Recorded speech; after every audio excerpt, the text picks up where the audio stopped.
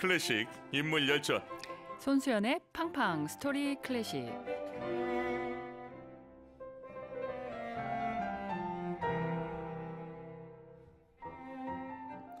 사랑하면 알게 되고 알게 되면 들립니다. 클래식 음악사의 한 획을 그은 특별한 연주자와의 만남. 드라마틱한 삶을 살았던 음악가의 인생과 음악 이야기가 있습니다. 매주 금요일 클래식 연주자들의 영화 같은 인생 이야기를 들려주실 음악평론가 손수영 교수님, 안녕하십니까? 안녕하십니까. 일주일 만에 뵙습니다. 그간 잘 지내셨습니까? 네, 어떻게 지나가는지 모를 일주일이 또 지나갔습니다. 바쁘게 지내셨어요? 3월은 항상 바쁜 것 같아요. 저희는 그쵸, 개강해서. 개강이어서 여러 가지 일들도 많고 뭔가 결정해야 될 일들이 많아서 굉장히 또 바쁘게 한 주가 지나가서 또 오늘 인사를 드리게 됐습니다. 알겠습니다. 자, 오늘 만나게 될 인물 궁금합니다. 누굽니까? 오늘은 그 정말 불꽃 같은 지휘자다 이렇게 말씀을 드리겠는데요. 네. 불꽃 같은 지휘자 아르투로 토스카니니에 대해서 말씀드리겠습니다. 와, 토스카니니. 이 지휘자를 거론할 때 빠질 수 없는 인물 아닙니까? 그렇죠. 20세기 음악계야, 20세기 초반의 그 음악계에서 가장 큰 영향력을 미친 지휘자 중에 한 사람을 꼽으라면은 아르투로 토스카니니를 꼽을 수가 있는데요.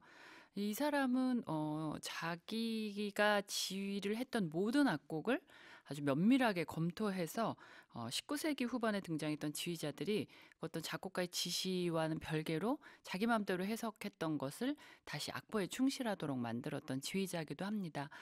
그 원래가 그 모차르트 시대나 베토벤의 시대에는 따로 전문 지휘자가 없었잖아요. 네. 그래서 작곡가가 자기가 작곡하고 또 그거를 지휘하면서 초연을 하고 이런 경우가 많았는데 그 코지마 바그너의 부인이었던 코지마 바그너의 첫 번째 남편 한스 폰 빌로라는 사람이 바로 첫 번째 전문 지휘자의 시대를 엽니다. 그게 이제 19세기 후반의 일인데요. 그러니까 사실은 우리가 아는 그런 지휘만 하는 사람, 작곡하지 않고 지휘만 전문적으로 하는 분들의 시대는 그다지 길지 않았다고 볼 수 있는데 이제 그 시대의 작곡가의 의도를 충분히 살려내는 지휘를 토스카니니가 이제 시작을 했다 이렇게 말씀을 드릴 수 있겠습니다. 아, 그렇군요. 알겠습니다. 토스카니니도 놀랍게 대타로 데뷔를 했다. 사실입니까? 네. 토스카니니는 이제 1867년에 이탈리아 파르마에서 태어납니다. 네. 이 재단사의 아들로 태어나서 집안이 그렇게 넉넉하지는 못했지만 음악적 재능이 워낙 뛰어나니까 이제 파르마 왕립음악원에서 좀 어렵게 교육을 받았는데요. 원래 사실 토스카니니는 첼리스트였습니다. 네. 그 첼리스트였고 그다음에 1885년에 그 남미 순회 오페라단의 이제 연주자의 한 사람으로 첼로 연주자로 이제 합류를 한 거죠. 그래서 커리어를 시작하게 되는데 이때 나이는 불과 19세입니다. 와. 19세죠. 네, 그런데 이제 그로부터 그 다음 해에 1886년에 브라질 리우데자네이루 가극장에 에서 또 오페라 순회 연주를 갔을 때에 이제 지휘자가 운영진하고의 어떤 갈등으로 인해서 그날 공연을 올리지 않고 무대에서 내려와 버립니다. 그러니까 막상 오페라를 지휘할 사람이 사라졌습니다. 근데 이 작품은 바로 이제 베르디 오페라 아이다였는데요. 이걸 이제 누가 지휘를 하느냐 막 이제 사람들이 굉장히 혼란에 빠졌을 거 아니에요. 네네. 그랬더니 이제 오케스트라 사람들이 이 젊은 첼리스트 토스카니니는 모든 악곡의 악보를 다 외우고 있는데 얘한테 지휘를 한번 시켜보면 어떠느냐 이렇게 얘기가 나와서 19세의 토스카니니가 무대에 올라서 아이다를 아주 성공적으로 지휘를 하게 됩니다. 저는 이 부분에서 워낙 유명한 스토리 아닙니까? 근데 제가 모르는 척하고 여쭤보는 게 참 쉽지 않은데 저는 이런 문화가 참 아름다운 것 같아요. 솔직히 우리나라에서는 아직 상상이 쉽지 않지 않습니까? 그렇죠. 19살짜리를 무대에. 그리고 첼리스트 단원이잖아요. 네. 아무리 악보를 다 외웠다 하더라도 지금 오케스트라 선배들이 어떻게 보면 추천을 해준 건데. 그렇죠. 와, 제가 오케스트라 협연을 해본 사람으로서 이 문화는 정말 감히 상상하기 힘듭니다. 어떻게 생각하세요? 이탈리아에서는 특별히 어린 사람을 이제 그렇게 가리지 않고 뽑아주는 문화가 따로 있었다고 생각하지는 않고요. 네. 토스카니니가 워낙 재능이 있었다는 생각이 듭니다. 그래서 그 토스카니니가 이 악보를 모두 익히고 공부하고 있었던 이유 중에 하나도 본인이 워낙에 이제 음악에 관심이 많았던 것도 있지만은 네. 이 사람이 아주 심한 근시여서 안경 안 끼면 아무것도 안 보인대요. 근데 이제 평소에 그 당시에는 아마 또 무대에 서는 사람은 안경을 안 끼는 게 예의다 아니면 불문율 같은 것이 있었던 것 같아요. 그래서 제가 마리아 칼라스 때도 말씀을 드렸지만 근시였기 때문에 악보를 보지 않고 연주할 수 있도록 거의 한 80여 곡을 모두 외웠고 이미 와. 그때 다 외웠다는 것을 그 사람들이 알고 있었기 때문에 이 뛰어난 재능을 가진 첼리스트를 무대에 한번 올려보자라고 어떻게 보면 약간 도박 같은 일이었는데 결과적으로는 그 선택이 아주 현명했다 이렇게 말씀드릴 수 있겠죠. 음악사의 대스타를 탄생한 사건이죠. 그렇죠. 네. 정말 20세기 초반 음악사에는 가장 큰 영향력을 미친 지휘자가 그때 탄생을 한 순간입니다. 19살 때. 근시 이 부분이 참 인간적으로는 가슴 아픈데 한편으로는 근시였기 때문에 모든 악보를 외울 수 있었다. 이 그러니까 부분도 참 네, 흥미롭습니다. 뭔가 자신의 이게 위대한 사람들은 다 그런 것 같습니다. 자신의 어떤 약점을 오히려 강점으로 승화시켜서 결과를 내는 것들이 이제 그 평범한 사람들과는 다른 위대한 사람의 어떤 특징이 아닐까 이런 생각이 듭니다. 알겠습니다. 그렇다면 그 이후에 계속 지휘를 하게 되는 거죠? 네, 그렇습니다. 토리노 오페라 극장 또 파르마 오페라 하우스를 거쳐서 이제 결국 드디어 30대의 나이로 세계 최고의 오페라 극장인 밀라노의 라스칼라 오페라 극장의 음악 감독으로 와우. 취임을 하게 됩니다. 정말 대단합니다. 그 이후에도 그 베토벤의 원전 연구 관련된 일화 가져오셨다고 들었습니다. 어떤 이야기입니까? 네, 이제 밀라노 라스칼라 오페라 극장의 음악 감독으로 활동을 하면서도 네. 사실 토스카니니는 오페라 음악뿐만 아니라 베토벤 또는 바그너 그리고 뭐 다양한 브람스 같은 작곡가의 위대한 해석자 중에 한 명이라고도 평가를 받는데요. 사실 제가 아까 초반에 이 어떤 작곡가의 의도에 충실한 그러니까 그 지휘자나 어떤 연주자의 해석을 과하게 넣지 않은 그런 지휘자다 이렇게 말씀을 드렸는데 사실은 베토벤 교향곡 3번 영웅이라고 얘기를 하는데 3번을 가지고 굉장히 말이 많잖아요. 그리고 이제 베토벤 자신도 보나파르트 나폴레옹에게 이 곡을 헌정하려다가 실망을 해서 다시 지우고 이제 영웅이라는 이름을 넣었다. 뭐 누가 넣었다. 여러 가지 이제 위대한 곡에 대해서 전설이 많이 붙고 또 이제 그 당시에 토스카니니가 활동했을 때는 이 파시스트들이 이제 등장을 하고 나치즘이 대두되는 시기여서 무솔리니를 이게 뭐 생각을 하면서 이런 걸 지휘를 하느냐 뭐 이런 여러 가지의 음악 외적인 부분에 대한 내용이 많이 나왔단 말이에요. 네. 그래도 토스카니니 선생은 한마디로 다 됐고 이 곡은 나한테 알레그로 꼰브리오 일 뿐이다라고 이야기를 했습니다. 그러니까 뭐 이 일악장에 대해서 어떻게 생각하세요? 이게 무솔리니와 연관이 있을까요? 막 이런 얘기들을 하니까 선생은 다 됐고 나한테는 이건 그저 알레그로 콘브리오 작곡가가 거기에 알레그로 콘브리오라고 써놨기 때문에 이 곡은 나한테는 그거 이상의 아무 의미도 없다 하고 딱 잘라버렸다고 합니다. 근데 알레그로 콘브리오는 아시다시피 아주 생기 있게 빠르게 생기를 가지고 빠르게 연주하라 이런 작곡가의 지시가 있잖아요. 그러니까 그거에만 집중을 하겠다는 어떤 토스카니니 아주 강한 성품을 말해준다고 볼 수 있겠습니다. 피도 눈물도 없는 거네요. 피도 눈물도 없습니다. 저 떠오르는 예. 사람이 한 명 있습니다.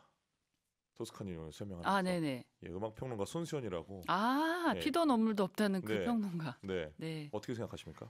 네, 유사하다고 생각합니다. 이 뒤에 그 네. 어떤 사적인 생활 성격면이 나오는데 네. 저하고 많이 닮았잖아 이런 생각을 했습니다. 여러분 제가 하나 찾아냈습니다. 실적 올렸는데요. 하나 던졌는데 걸렸습니다. 네, 아주 딱 걸렸습니다. 20세기 초반 등장한 지휘자들 다 토스카니 영향을 받았다라고 해도 과언이 아니죠. 그렇습니다. 뭐 정말 많은 지휘자들이 있는데요. 네. 동시대에 활약했던 에릭 클라이버, 브루노 발터, 또 샤를 민슈, 조지 세일 같은 그런 유럽 출신 지휘자뿐만 아니라 좀 일찍 사망해 버려서 안타깝지만 토스카니니가 만년의 후계자로 점찍었던 이탈리아 지휘자였던 귀도 칼린텔리, 또 레너드 번슈타인, 로린 마젤 같은 그런 미국 출신의 명지휘자들도 모두 그의 영향을 받았다 이렇게 알려져 있습니다. 그 부드러운 성품을 가진 걸로 유명한 지휘자들도 번스타인의 영향을 받았네요. 교수님, 그 온화한 성품을 가진 번스타인 같은 사람도 토스카니니 영향을 받았습니까? 토스카니는 워낙 불같은 성격의 지휘자 아닙니까? 아니 이제 성격은 정말 조금 토스카니니를 따라하면 큰일 날 성격이고요. 이제 그 외에 어떤 음악에 몰입하는 태도라든지 네. 아니면 그 작곡자의 의도에 충실한 그런 해석이라든지 이런 부분에 있어서는 사실 그리고 이제 뭐 정치나 그런 음악 외적인 요소에 절대 흔들리지 않는 그런 어떤 음악 예술가적인 태도들 이런 것들은 사실은 많은 지휘자들이 감명을 받고 존경하고 그를 따랐던 것 같습니다. 아, 그렇군요. 알겠습니다. 그럼에도 불구하고 나는 절대 토스카니처럼 저러지 말아야지 라고 결심했던 지휘자가 있다고 들었습니다. 네, 여러분 잘 아시는 그 베를린 필의 상임 지휘자를 오랫동안 역임했던 클라우디오 아바도가 있습니다. 아하. 아바도도 이탈리아 출신인데요. 이제 네. 아바도는 워낙에 이 부드러운 리더십 또 온화한 성품으로 유명한 지휘자입니다. 근데 이제 물론 아바도 성격도 그랬겠지만 아바도가 젊은 시절에 이 토스카니니가 지휘하는 리허설에 이제 단원으로 참여한 적이 있었다고 합니다. 네. 근데 정말 거기서 토스카니니가 단원들을 정말 학대하다시피 다루는 모습을 보고 질려서 나는 절대 저런 사람이 되지 말아야 되겠다 생각을 하고 실제로도 명지휘자가 된 다음에도 단원들한테 굉장히 부드럽게 대했다고 합니다. 알겠습니다. 자, 여기서 토스카니니가 지휘한 첫 곡 들어볼까요? 어떤 곡 가져오셨습니까? 네, 지금 아까 말씀드린 대로 베토벤 교향곡 중에서 특히 이제 정말 베토벤 교향곡 하면 우리가 다 잘 아시는 운명 교향곡 가져왔습니다. 네. 1악장 알레그로 콘 브리오죠? 네, 그렇습니다. 여기도 알레그로 콤브리오 역시 그 토스카니니 선생 해석대로 다른 요소 하나도 없고 운명이 뭐 문을 당당당 이렇게 두드린다 이런 얘기 없이 그저 알레그로 콤브리오에 충실해서 한번 들어보시기 바랍니다. 알겠습니다. 그럼 여기서 베토벤 교향곡 5번 시단조 작품으로 67 운명 1악장 아르투로 토스카니니가 지휘하는 NBC 심포니 오케스트라 연주로 듣겠습니다. 브라보! 베토벤 교향곡 5번 시단조 작품으로 67 운명 1악장 아르투로 토스카니니가 지휘하는 NBC 심포니 오케스트라 연주로 감상하셨습니다. 이 운명 교향곡의 템포 토스카니의 절대 템포다라고 유명하지 않습니까? 네, 그렇습니다. 이제 그렇기 때문에 토스카니니가 베토벤의 뛰어난 해석자다 이렇게 평가를 받는데요. 이 템포라는 것이 사실은 우리가 뭔가 제 운동 경기 같이 이걸 시간을 재는 건 아니잖아요. 그래서 이제 그때그때 시대에 따라서 달라지는데 어떤 이 토스카니니가 이 템포에 대한 명확한 기준 같은 것을 제시하면서 후대 지휘자들도 그 기준을 삼아서 이제 자신의 해석을 가미할 수 있을 정도로 토스카니 해석이 그리고 템포에 대한 어떤 그 인지가 굉장히 명확했다 이렇게 생각이 됩니다. 그 부분이 참 대단한 것 같아요. 이 시간 예술 안에서 그렇죠. 템포에서의 기준인 작곡가다, 지휘자다 이런 부분이 성립된다라는 것이 어떻게 보면 불가능한 일 아닙니까? 그 불가능한 일을 해낸 것이 이제 토스카니나 그렇게 해서 위대함을 이제 오늘날까지도 인정을 많은 단점, 이 사람 성품의 많은 단점에도 불구하고 받고 있는데 정말 지금 교수님 말씀하신 대로 음악은 사실은 이제는 이게 오늘 우리가 라디오로도 여러 연주를 들으시지만 그래서 이제 기록의 예술로 넘어오긴 했지만 사실 과거의 음악은 시간의 예술이고 그 시간이 지나가 버리면 다 흩어져 버리는 네. 예술이었잖아요. 그림하고는 이제 다른 점이죠. 그런데 그 안에서도 어떤 명확한 기준을 만들어내고 후배 연주자들이 토스카니 선생은 이렇게 했으니까 나는 저렇게, 나는 이렇게라는 어떤 기준점을 만들어냈다는 점이 정말 대단하다 이렇게 볼 수 있겠습니다. 네, 좋습니다.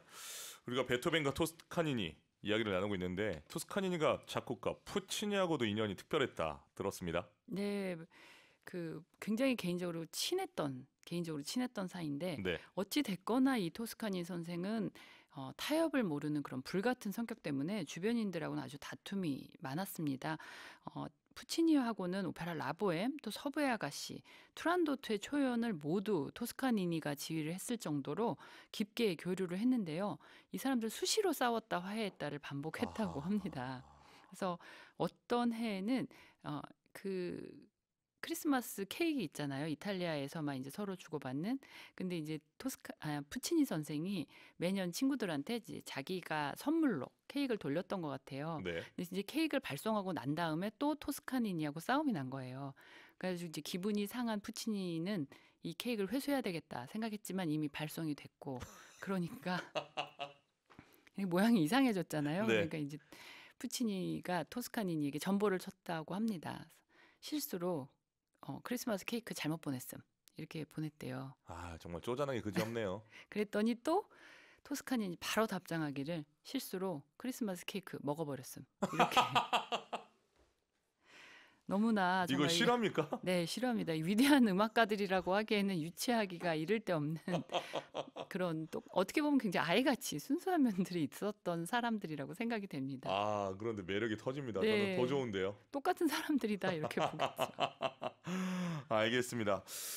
그 푸치니가 갑자기 세상을 떠나면서 또 친구였던 토스카니니가 역할을 하지 않았습니까? 네, 올해가 이제 푸치니 서거 100주기가 됩니다. 네. 그런데 사실 푸치니가 투란도트를 작곡을 하면서 후두암인지 인후암인지 명확하게는 안 밝혀졌지만 어찌됐거나 그 호흡기 계통의 암이 발견이 되는데요.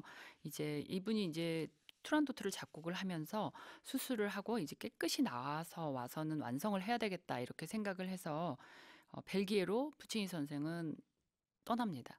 그 배웅을 나갔던 토스카니니도 이제 빨리 완쾌하셔서 돌아오셔서 작곡을 마무리 짓고 우리 이 오페라를 올리자라고 약속을 했는데요. 결국은 푸치니는 돌아오지 못하고 벨기에에 수술을 받고 그 후유증으로 세상을 떠나게 됩니다. 아주 네. 급작스럽게 세상을 떠나게 되죠. 이렇게 작곡가가 오페라 직전에 완성 직전에 숨지게 아, 되니까 토스카니니가 이 작업의 마무리를 맡습니다. 또 자기가 정말 총대를 메고 나서서 제자 프랑코 알피노, 그러니까 푸치니의 제자죠. 그 제자를 닥달을 해서 작품을 완성을 시키고요. 1926년 4월 25일 날 라스칼라 극장에서 이 작품의 초연을 지휘를 하게 됩니다. 객석에는 당시에 무솔리니 수상도 와 있었다고 그러는데요. 지휘를 맡은 토스카니니는 오페라의 이제 끝부분에 갔을 때 이제 지휘를 하다가 갑자기 이제 지휘봉을 내려놓고 연주를 중단시키고 위대한 푸치니가 작곡한 것은 여기까지입니다 하고 들어가 버립니다. 그래서 어, 푸치니 오페라 투란도트의 초연은 푸치니가 작곡한 부분까지만 딱 공연이 되고 그 뒤로는 공연이 되지 않았고요. 그 다음 날부터는 이제 제자인 알피노가 작곡한 부분이 계속 연주가 됐는데요. 두 번째 날부터는 토스카니니가 지휘하지 않았습니다. 아, 첫날만 지휘했습니다. 푸치니가 작곡한 부분만 네, 토스카니니가 연주를 했군요. 네, 딱 그때만 지휘하고 그리고 여기까지가 푸치니 선생이 작곡한 것이다 이렇게 얘기하고 들어가 버립니다. 쉽지 않은 거죠. 토스카니니는 불같은 성격의 이 원전 연주를 고집하는 사람이었지만 제가 봤을 땐 예술 경영학적으로 마케팅적으로도 아주 훌륭한 사람이었다고 생각이 듭니다. 어떻게 보면 지금 푸치니에 대한 사랑도 있지만 본인이 내리는 이 기준이 후세에 어떤 영향을 미칠지 알고 있었던 것 같아요. 그렇죠. 또 어떤 작곡가의 의도는 그러니까 원작자의 의도는 여기까지였다라는 걸 명확히 일단 하고 네, 그 다음에는 이제 뭐 제자라든지 다른 사람이 작곡한 부분을 이어붙여야겠다라는 어떤 평소의 철학, 신념 그대로 한 것 같습니다. 알겠습니다. 토스카니니 오페라 개혁 혁신을 위해서도 많은 노력을 했다고 나와 있습니다. 네, 그 1886년에 굉장히 드라마틱하게 지휘 경력을 시작했다고 말씀을 드렸잖아요. 예, 그래서 1898년에는 30대 초반의 나이로 라스칼라 오페라 극장에 입성을 하게 되는데 1929년까지 스칼라 극장을 비롯한 이탈리아 오페라 극장의 지휘자로 일을 하면서 이탈리아 오페라 문화를 개혁을 했습니다. 사실 이 시기에는 사실 베르디가 살아 있었고 아직 또 푸치니가 아주 활발하게 활동을 하던 지금으로 생각하면 뭔가 전설 속의 이야기 같은 그런 시대인데요. 그 개혁 내용을 살펴보면은 사실 오페라는 어떤 유럽의 상류 계급, 지배 계층의 어떤 문화가 굉장히 강했잖아요. 그래서 어떻게 보면은 사교 문화가 굉장히 활발한 오페라 극장이라는 것은 사교 공간과 연주회장의 어떤 구분이 명확치가 않았는데 이제 토스카니니가 그 음악 감독으로 취임하면서부터는 오페라 극장은 오로지 음악만을 위한 공간으로 이제 변신을 하게 됩니다. 또 레퍼토리 면에서도 레온 카발로라는 작곡가를 또 발굴을 했고요. 또 이탈리아 사실주의 오페라 그리고 또 독일의 바그너, 또 프랑스의 베를리우즈, 드뷔시 이런 외국 작품을 사실 이탈리아 사람들이 별로 안 좋아하잖아요. 네, 오로지 이탈리아어로만 된 걸 그렇죠. 하려고 모든 성악가들도 그렇고 연주자들도 좀 그런 특색이 굉장히 강한데 그런 외국의 작품들도 과감히 무대에 올려서 이탈리아 초연을 많이 합니다. 또 이 토스카니니가 세계 초연을 했던 오페라로는 또 레온 까발로의 팔리아치, 저번에 저하고 처음에 들으셨던 음악인데요. 또 푸치니의 라보엠, 또 푸치니의 서부의 아가씨, 그리고 보이토의 오페라 네로네, 또 푸치니의 투란도트가 있고요. 또 미국으로 건너가서는 서부의 아가씨 같은 작품도 미국 초연으로 토스카니니가 무대에 올리게 됩니다. 이렇게 보수적인 이탈리아 오페라계의 새로운 작품을 소개한 공로가 대단합니다. 바그너의 반지 시리즈 중에서 지그프리트도 올리고 또 신들의 황혼도 올렸으니까 대단하다 할 수 있겠죠. 이탈리아 사람들의 이탈리아 오페라 사랑은 정말 어떻게 보면 대단한데 거의 뭐 축구 사랑 이상이지 않습니까? 이 토스카니니가 없었다면 이렇게 독일 오페라나 프랑스 오페라가 이탈리아에서 올리기 쉽지 않았을 텐데 대단한 공로라고 생각합니다.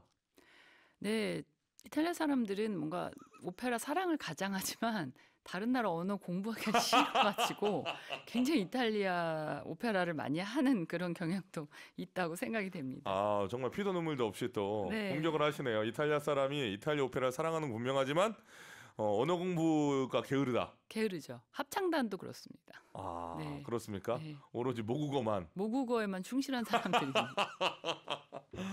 아, 어서 들어보고 싶습니다. 이번에 어떤 곡 가져오셨습니까? 네, 베르디의 또 아주 탁월한 그런 기량을 선보이는 게 토스카니니의 지휘인데요. 베르디 오페라 운명의 힘의 서곡을 한번 들어보시겠습니다. 라 포르자 델 데스티노. 네. 좋습니다. 베르디 오페라 운명의 힘 서곡 아르투로 토스카니니가 지휘하는 MBC 심포니 오케스트라 연주로 들려드립니다. 베르디 오페라 운명의 힘 서곡 아르투로 토스카니니가 지휘하는 MBC 심포니 오케스트라 연주했습니다. 아르투로 토스카니니 미국에서 활동도 활발하지 않았습니까? 시작은 언제 했습니까? 네, 1926년부터 사실 이탈리아에 있을 때부터 미국 뉴욕 필하모닉의 상임 지휘자로 초빙이 돼서 활동을 시작을 합니다. 네. 그랬는데 사실 이제 점점 이제 노년에 들어가는 거죠. 1867년생이었기 때문에 이미 1930년대에 들어서면은 이제 노년에 접어들었다 이렇게 볼 수 있는데 이탈리아에서 이제 당시 어떤 무솔리니의 파시즘이 강해지고 2차 대전이 발발을 하니까 토스카니는 아예 미국으로 이주를 하게 됩니다. 이분은 평소 성격대로 굉장히 어떤 파시스트나 나치에 대한 적대감이 너무너무 강했기 때문에 그런 것들이 뭔가 활기를 치는 유럽에 더 이상 있고 싶지가 않아서 미국으로 이주를 하게 됩니다. 그래서 뉴욕 필하모닉에서는 1936년까지가 임기여서 은퇴를 하려고 했는데요. 이때 때마침 RCA 레코드의 소유주이고 또 MBC 방송국의 창립자였던 데이비드 사노프가 1937년에 뉴욕에서 NBC 심포니를 창단합니다. 그 MBC 심포니 말씀하신 오직 토스카니를 위해 창단한 오케스트라 맞습니까? 네, 뭐 토스카니 선생이 이제 이 오케스트라를 만들어라 또는 토스카니 선생만을 위해서 만들었다 이렇게 하기는 조금 무리가 있지만 네. 어찌됐거나 이 사노프가 보니까 유럽의 많은 방송국들이 그 소속 오케스트라를 갖고 있었던 게 이제 당시에 유행이었던 거예요. 그래서 보고서 우리 미국에도 이런 방송국에 딸려 있는 오케스트라가 필요하다라고 해서 이제 방송 오케스트라를 만든 거고요. 네. 만들고 나서는 처음에 그 첫 지휘자는 토스카니니가 아니었지만 아마 염두에 두고 있었던 것 같습니다. 그리고 이제 토스카니 선생이 뉴오피라고의 계약이 끝나고 이제 은퇴를 할까 말까를 막 고려하던 시점에서는 이 토스카니 선생을 모셔와서 거의 한 근 15년? 10년 정도 토스카니니를 위한 오케스트라로 이제 발전을 하게 됩니다. 알겠습니다. 이렇게 미국에서 활동하면서 토스카니니 음악 반경도 더 넓어진 거 아닙니까? 그렇죠. 뭐 정말 특히 이제 토스카니아 토스카니니가 유럽에서는 그렇게 활발하지 않았던 음반 녹음, 네. 음반 녹음을 이제 또 방송교향악단이다 보니까 많이 하게 되면서 오늘날까지도 우리가 토스카니니의 음악을 많이 들을 수 있었던 그런 기회가 되고요. 뭐 여러 가지 유럽뿐만이 아니라 미국 전역에서 사랑을 받는 그리고 전 세계적으로 이 아르투로 토스카니니라는 이름을 알리게 되는 그런 계기가 되니까 말년에 아주 대단한 어떤 더 큰 행보를 보였다 이렇게 볼 수 있겠죠. 그 푸치니뿐만 아니라 베토벤뿐만 아니라 바그너도 토스카니니에게 중요한 음악가다라고 알고 있는데 작곡가다라고 알고 있는데 이렇게 토스카니니 오페라 문화에 끼친 영향 어떻게 생각하십니까? 바그너를 굉장히 존경했습니다. 토스카니니가 존경을 하고 이 사람의 음악을 좋아했던 것 같아요. 푸치니한테는 좀 막했는데. 푸치니한테는 막했지만 바그너는 돌아가셔가지고 이미 돌아가셔가지고 막할 수가 없었군요. 막할 수 없고 굉장한 네. 존경심으로 늘 이 사람의 음악을 대했고요. 네. 그 바그너의 음악 오페라를 공연을 하는 바이로이트 축제가 매년 독일에서 있잖아요. 네. 푸치니가 이제 유럽에 있을 때 바이로이트의 지휘자로 초빙이 됩니다. 근데 이제 거기서 내가 바이로이트에서 바그너의 오페라를 지휘할 수 있다는 것만으로도 영광이다 이러면서 와. 개런티도 받지 않고 출연을 노기런티로. 네. 출연을 할 정도로 굉장한 존경심을 가지고 있었고 바그너 오페라들을 아주 뛰어나게 지휘를 했습니다. 아니 그 페스티벌에 참여한 다른 지휘자들은 어떡합니까? 그거는 이 토스카니인 성격이 남 일은 알 바가 아닙니다. 원래 아니 이제 토스카니니 같은 대가가 개런티를 안 받으면 다른 지휘자들이 되게 눈치 보일 것 같은데. 그래도 뭐 경력을 시작한 사람도 아니고 대가니까 네. 이렇게 너그럽게 하셨구나 이렇게 생각을 했겠죠. 네. 아무리 예능으로 물어봐도 다큐로 말씀해주신 교수님 감사합니다. 자 이번에 바그너의 곡을 들어보려고 하는데 어떤 곡 가져오셨습니까? 바그너의 악극 발큐레 그러니까 이 반지 시리즈 중에서 두 번째 작품이 되는데요. 네. 발큐레 중에서 발큐레의 비행을 들으시겠습니다. 알겠습니다. 바그너의 악극 발키레 중에서 발키레의 기행 아르투로 토스카니니가 지휘하는 NBC 심포니 오케스트라 연주로 들려드립니다. 바그너의 악극 발키레 중에서 발키레의 기행 아르투로 토스카니니가 지휘하는 MBC 심포니 오케스트라 연주로 감상하셨습니다. MBC 심포니 오케스트라를 잘 이끌어가던 토스카니니가 이 포디움을 내려오게 된 결정적인 사건 어떤 사건이죠? 네, 한 10년 가까이 정말 전 미국은 물론이고 유럽에서도 아주 인기를 끄는 이 MBC 심포니와 토스카니니와의 어떤 협업의 사실은 이제 어떻게 보면은 두 가지 이유가 볼 수 있겠는데요. 두 가지 이유로 TV가 등장을 하고요. 1950년대 이제 40년대 말부터 미국의 가정에 TV가 보급이 되고 그러니까 이제 사람들이 음악회장보다는 집안에서 TV에 더 관심을 갖게 되죠. 요즘에 그 스마트폰에 열중하는 것과 이제 비슷한 그런 흐름이겠는데요. 네. 하게 되고 또 토스카니니 선생이 이미 이제 80이 넘어가면서 이제 노쇠를 하게 되니까 큰 위기를 맞습니다. 특히 1954년도에 54년 4월 4일 날 카네기홀에서 열린 어떤 바그너 음악회 도중에 토스카니니가 일시적으로 타노이저를 지휘하다가 기억 장애가 오면서 이렇게 지휘를 딱 멈추게 됩니다. 그러면서 막 이게 또 실황으로 음반이 남아가지고 지금까지도 이게 막 음악이 흐트러지는 그런 걸 들을 수 있고 갑자기 다시 브람스 음악으로 이게 대체되면서 오케스트라가 이걸 끌고 가서 마치게 되거든요. 그러니까 오히려 이게 조금 이렇게 쉬는 시간을 가졌다가 토스카니니가 기억이 돌아오면서 지휘를 했었으면 괜찮았을 텐데 타노이즈 도중에 이게 갑자기 브람스 음악으로 바뀌게 되고 이러니까 막 아니 왜 저렇게 되는 건가 모든 관객들이 알아차리게 되면서 뭐 관객들은 물론이고 토스카니니 본인 자신이 가장 큰 충격을 받았던 것 같습니다. 네. 그래서 이 공연 일출 이외에는 이제는 일체 연주회를 하지 않게 되고요. 6월에 예정이 되어 있던 베르디 오페라 보충 녹음을 하고 나서는 은퇴를 하게 됩니다. 구심점이었던 토스카니니가 은퇴를 하니까 이 MBC 오케스트라도 이제 뭔가 중심이 사라지면서 흐지부지 되고요.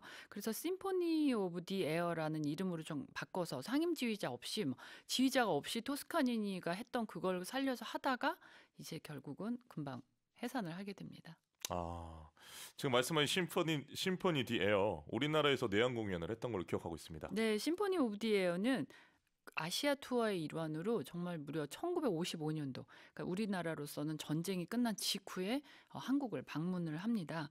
그래서 월터 핸들이라는 사람이 이제 지휘로 그때는 서울 공연에 왔었습니다. 토스카니니는 54년도에 은퇴를 했기 때문에 당시 이제 지금은 없어졌죠. 경복궁 안쪽에 있는 중앙청 광장에서 특설 연주회장에서 야외 음악회로 진행을 했고요. 이승만 당시 대통령 내외도 참석을 하시고 그리고 거의 13,000여 명의 관객들을 동원을 했다고 합니다.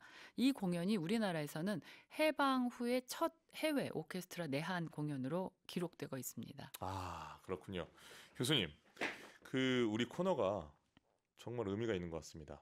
마리아 칼라스, 레나타 테발디, 또 오늘 아르투로 토스카니니 이렇게 한 명 한 명씩 지금 다루고 있지 않습니까? 이 전국의 예대에서 음악사 시험에 이제 딱 검색을 하면은 손수영 교수님이 지금 말씀하신 내용으로 시험 문제가 나올 것 같은 제가 생각이 딱 드는데요. 제가 출제위원으로 가는 것이 더 좋겠습니다. 정말 마지막까지 이 절제된 큰 웃음을 주시는 교수님 고맙습니다. 다음 주에 만나 보게 될 음악가는 누구입니까? 지금 제가 이제 여러분들 편하게 들으시라고 이렇게 여러 말씀을 드리지만 네. 사실은 저로서는 치밀한 계획 속에 이런 연관성이 있는 사람들을 지금 이끌어 오고 있거든요. 네. 네, 그래서 이제 레나타 테발디를 발굴했던 이 아르투로 토스카니니 네. 그리고 뭐 또 라스칼라 극장과 연관이 있는 사람들 네. 또 마리아 칼라스와 연관이 있는 사람들 이렇게 가져왔지 않았겠습니까? 네. 네. 그래서 다음 주에는 피아니스트 블라디미르 호로비츠. 아하. 네, 호로비츠인데 어떤 개연성이 있습니까? 지금 개연성이 좋았거든요. 엄청난 개연성이 있습니다. 이 사람들. 아직 스포할 수 없습니까? 스포를 드려도 됩니다. 말씀하십시오. 호로비츠는 네. 토스카니니의 사위입니다. 네, 잘 알겠습니다. 그러면 다음 주에는 토스카니의 사이를 만나보는 시간으로 기다리고 있겠습니다. 네, 알겠습니다. 한 주 동안 건강하시고 네, 감사합니다. 다음 주에 반갑게 뵙겠습니다. 네, 감사합니다. 감사합니다. 오늘 손수연의 팡팡 스토리 클래식에서는 지휘자 아르투로 토스카니니의 인생 스토리로 함께했습니다.